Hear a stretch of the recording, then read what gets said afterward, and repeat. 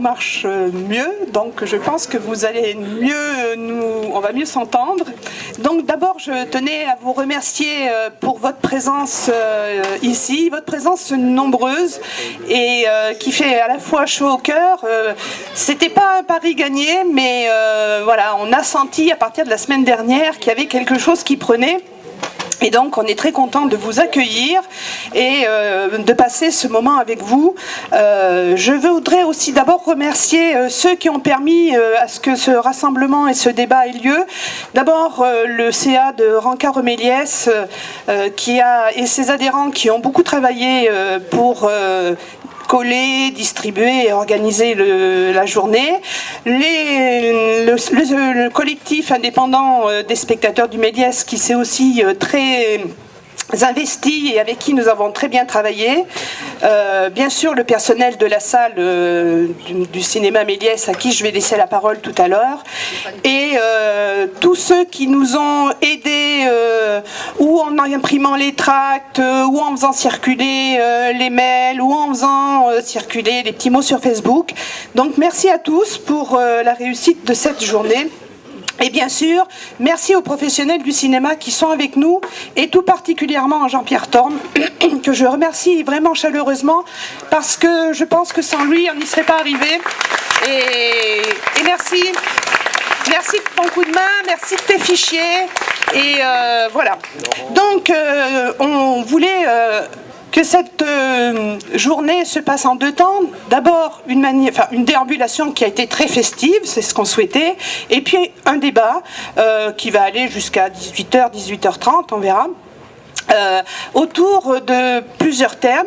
D'abord, la vie au Méliès aujourd'hui, et je laisserai la parole à Bénédicte qui va nous dire un petit peu les conditions de vie et de travail du personnel qui n'a pas été licencié mais qui souffre.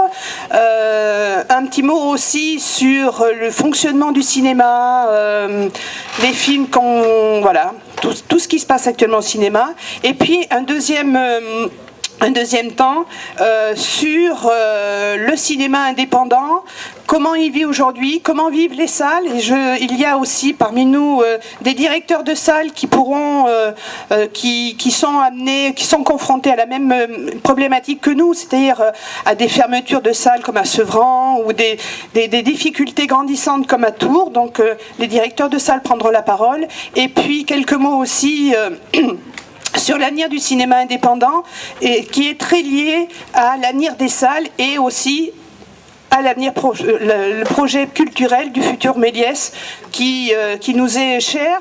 Le projet culturel dont la maire ne veut pas parler actuellement. Elle refuse de réunir le conseil du cinéma parce qu'elle trouve que c'est un lieu qui ne permet pas de débat, alors que c'est quand même le lieu qui a été fondateur de ce projet de cinéma 6 salles. En 2006, nous travaillions déjà en 3D, puisqu'il y avait Dominique Cabrera, Dominique Moll et Dominique Haru qui s'étaient très très investis sur ce projet.